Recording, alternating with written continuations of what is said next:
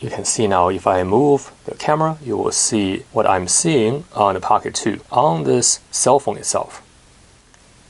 That is pretty slick. Hi, in this video we're going to take a look at this HIKMICRO Pocket 2 thermal camera.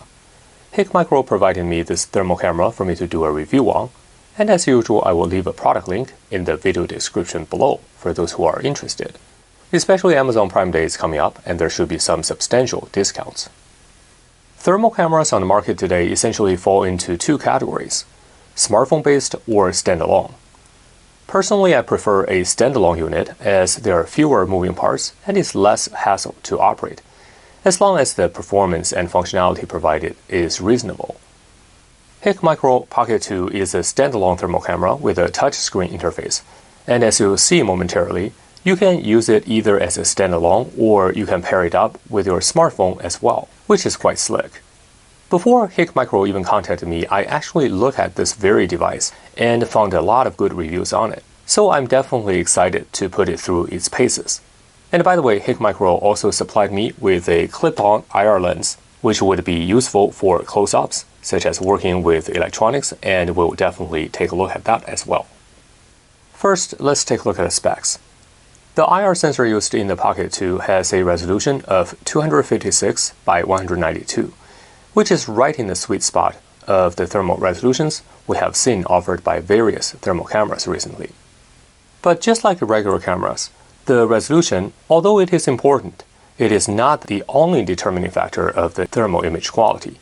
The NETD or noise equivalent temperature difference of the Pocket 2 is specified as less than 40 millikelvin, which is excellent, as the majority of the thermal cameras I have reviewed so far has a higher NETD, typically in the 50 to 60 millikelvin range. So in theory, this lower NETD figure should translate into better thermal image quality. The refresh rate of the IR image is rated at 25 Hz, so you should have no problem recording videos of moving objects. Also, the temperature range of this Pocket 2 is quite wide, from -20 degrees Celsius to 400 degrees Celsius, or -4 to 752 degrees Fahrenheit. The Pocket 2 also has a visible spectral camera, and you can use different modes to blend the visual spectral image and IR image together. It has built-in 16 GB flash memory, which is plenty for storing images and infrared videos. In terms of connectivity, this is where the Pocket 2 really shines. As you can see, it supports Wi-Fi, Bluetooth, and USB-C, which we'll take a look shortly. The specified 4-hour battery life could be better, but it is adequate. And finally, the device is fairly rugged. It has this protective rubberized casing and can survive a 2-meter drop. And it has an IP54 rating, which means it can operate in environment that has moisture.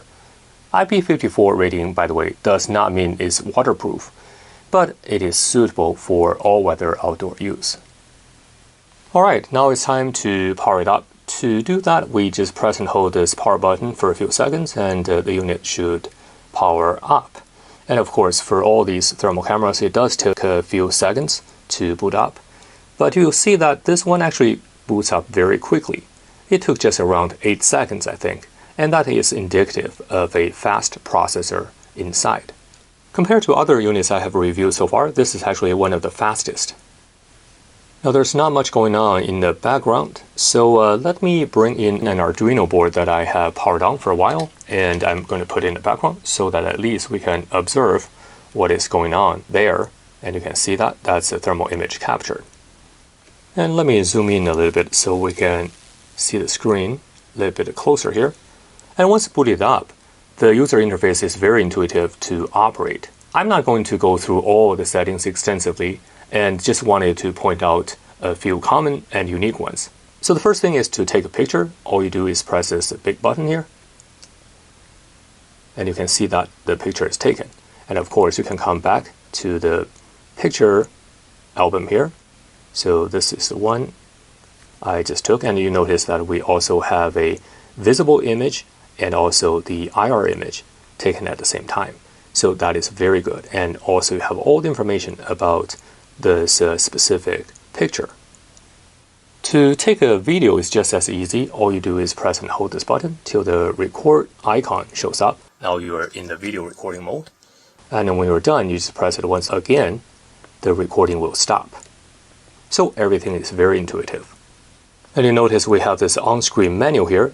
If you press the menu, you will see that we have sub-menu popped up. And the first thing I want to show you is this rule menu. And once we press that button, you will see that we have different information we can currently select to display on the home screen here. So right now I have all these selected, but if you don't want to, you can press the buttons here and you will deselect the item displayed on the screen. But since this information is useful, I'm going to select them all. You can see here we're displaying the center, maximum, and the minimum temperatures. Now let's take a look at the image mode menu. Here you have different options. You can choose thermal image only, which is the mode that we have been using. And here is the fusion mode. This mode is a blend of an IR image and an optical image. The implementation of this fusion mode on this Pocket 2 is excellent. As you can see here, the optical image is post-processed with edge detection, which makes it very easy to see the boundaries, and you can easily match up the captured thermal image with the optical image here. Now, of course, the distance right now we're at is fairly close, so they don't really match up. But as you can see here, you can also, if I just get out this mode and click on it, you will see we can also adjust the distance currently you are at. So this helps align the thermal image to the optical image. And let me go back to the menu item here. So let's see what else we got. You also have this color palettes. There are different color palettes you can use. It's largely based on your preference and the specific use case. Now, I found the default one quite useful for most of the cases, but if you like, you can choose black and white hot, and the others. So there are quite a few choices for you to select from, and they're all pretty nice, depends on the specific use cases that you are currently working on. So let's go back to the default. As I mentioned earlier, I like this actually quite a bit. And let's actually change it to the thermal image mode only. Now, one of the features offered on this Pocket 2 I haven't seen available on any of the other thermal cameras I have reviewed so far is the ability for you to manually set the temperature range. And let's take a look at this level and span here, and that's what this menu item is about. And this is actually very useful when you are doing surveys, especially when you are comparing two different thermal images captured at different times. You see, by default, the temperature range is mapped dynamically to the selected color palette based on the maximum and minimum temperatures in view. This gives you most of the details, but on the flip side, you can't easily compare two thermal images as the temperature ranges are different, and the same color designation unfortunately does not always translate into the same temperature readings.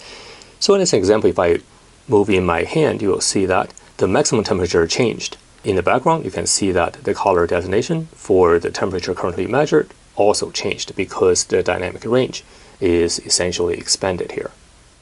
So to fix that, we can always use the manual mode, which is something I think is very useful on this camera. So for instance, right here, you can see that we can adjust the range we are currently measuring.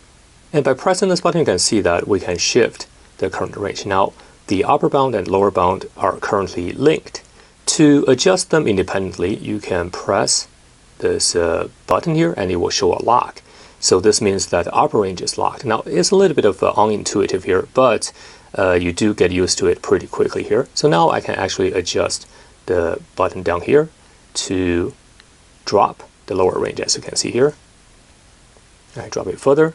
And similarly, if I want to freeze the lower range here, I just press the button and press it again. So the upper range now is unlocked.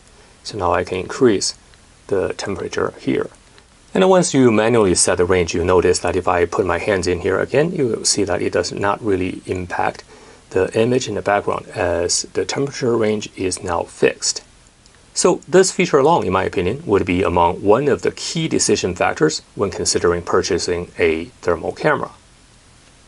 Another feature makes this Pocket 2 stand out is the ability for you to tether it to a phone and observing and recording what is happening on the HIKMICRO Pocket 2 in real time. So let me demonstrate it here. Now, according to the manual, there are a few different ways to achieve this. One way is to set up a hotspot on your phone or using the HIKMICRO as a hotspot, or you can just simply hook both of them onto the Wi-Fi. So that's what I did here. You can see that I have connected the HIKMICRO Pocket 2 to my Wi-Fi. So now let's try to connect these two together. And you can see here, this is logged in.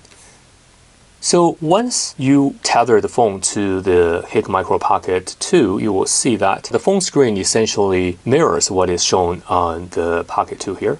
So let me just go back to the actual display here. You can see now if I move the camera, you will see what I'm seeing on the Pocket 2 on this cell phone itself. That is pretty slick. When tethered, you can actually record videos and steal thermal images onto your phone directly. Let's see if I can show you that. So for example, right now I can take a picture and that is actually saved onto the phone instead of the camera. Of course, I can also record videos and the video would also be stored onto the phone instead of on the Pocket 2 device. And I can see many situations this is going to be very useful. For instance, your phone may have a better screen, and in this case, this phone has an excellent screen display compared to the Pocket 2. And of course, you can also view it in different mode here. And the image is considerably larger. That is definitely a plus. And also, you can have a second person monitoring the thermal image while you are doing the inspection, and the other person can see what you are seeing at the same time. So this makes it very, very useful in my opinion. There's no wire and no clutter. The update rate on the phone is pretty much the same as what you see on the camera itself. Also, the control here is bidirectional, so I can, for example, come here and change what is on my phone here. And you notice that the change is also reflected on the thermal camera itself. Now let me come back here. You can see that we can change it to fusion mode. We can change it to picture-in-picture, and let's go back to the thermal camera mode. And of course, you can also change the color scheme on your phone as well, and also it will be reflected on the Pocket 2 device. Now, you did notice that we appear to have a little bit more selection here, and this is some color scheme we didn't have on the Pocket 2, which is interesting here. Another excellent feature of this Pocket 2 is its screencast capability. So you can turn it on a couple ways. Now I have it turned on. You can turn it on and off. Basically, you can look at what the thermal camera currently is capturing on your PC. It is kind of like a glorified infrared webcam, but it has more capabilities. For instance, you can see a mirrored user interface on the PC, kind of like what you saw earlier with the phone tethering. HIKMICRO does offer a fairly comprehensive software program called HIKMICRO Studio, and you can use it with your Pocket 2 for screencasting, and there are many more features offered with this HIKMICRO Studio program as well. I installed the program, but it appears you needed to create a user account online, and I typically don't like doing that. But the good news is that once you enable the screencast, the Pocket 2 will appear on your PC as a regular camera, and you can use any camera app to view what you're seeing on the Pocket 2. This feature is great. As for all the other thermal cameras I had reviewed, there was always some issue with using the thermal camera as a webcam. Either you only get grayscale image or it did not work at all. With this screencast capability, you actually can use the PC camera program to record videos directly onto your computer, in addition to recording directly onto your phone, as what we saw earlier. And this is fantastic. So basically, the Pocket 2 appears as a mass storage device when the screencast is turned off, and appears as a glorified digital camera when the screencast is turned on. HIKMICRO also has an analyzer software which can analyze the pictures taken. What is neat about the Pocket 2 is that every IR image taken is actually a composite of the IR and visible spectrum image. And using the analyzer software, you also get to see the optical image captured.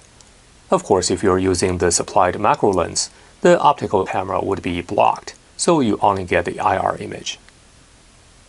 And now let's take a look at some of the thermal images and videos and take a look at the captured image quality.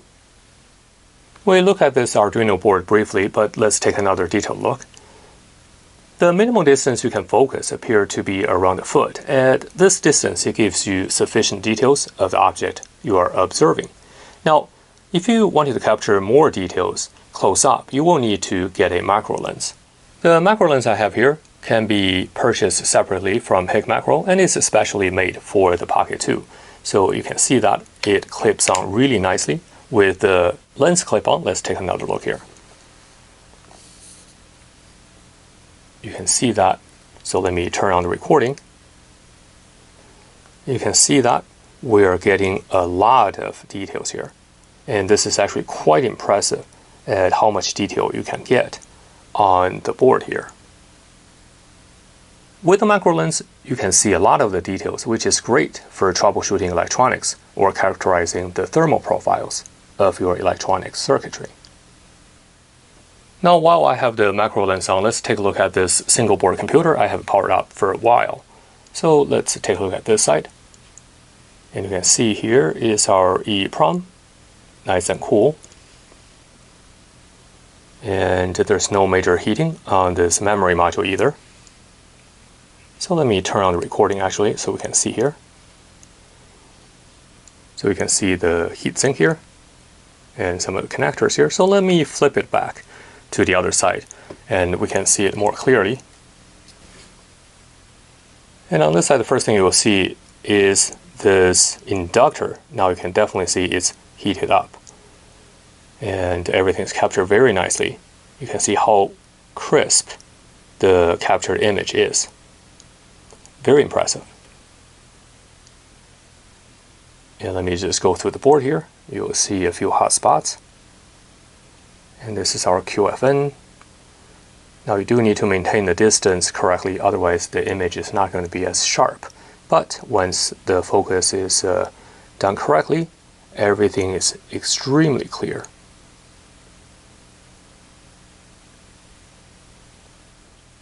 And here's a switching power supply that we have used to test other thermal cameras. As you can see here, we are able to capture a lot of the details of the thermal profiles of all the components here. An image definitely looks very sharp. And let's see if we can discern some of the components back there. Yep, we definitely can. There are some resistors at the back. As you can see, there is a bank of resistors back there. So we can definitely see them heating up from the thermal camera image here. And that's all I wanted to cover in this video. The performance of this Pocket 2 thermal camera from HIKMICRO is certainly fantastic. From the user interface to supplied software, everything is quite polished. It is on the pricier side, but given the quality of the thermal camera, the versatility of the software and its ability to connect to your smartphone and PC easily, it certainly warrants the premium it commands. And this thermal camera is probably one of the best, if not the best, thermal camera that I have reviewed on this channel so far. If I were in the market for a thermal camera, this one would definitely be high on the list. Anyway, I hope you enjoyed the video. If you liked the video, please don't forget to give it a big thumbs up and remember to subscribe to the channel for more videos like this in the future. I will catch up the next time.